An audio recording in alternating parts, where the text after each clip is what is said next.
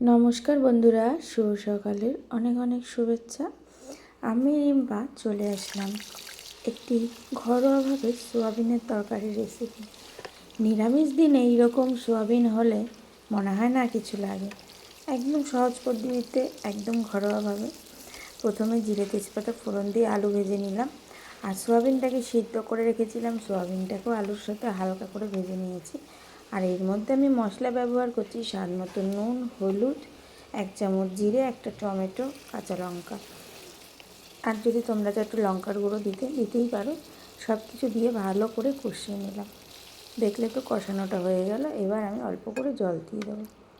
হয়ে গেল, ব্যাস, একদম সহজ রান্না। নিরামিষ দিনে এইরকম রান্না হলে মনে হয় না আর কিছু লাগে। তো তোমরাও ঝটপট বানিয়ে ফেলো। আর তোমরাও কি এইরকমভাবে রান্না করো? তাহলে অবশ্যই কমেন্টে জানিও।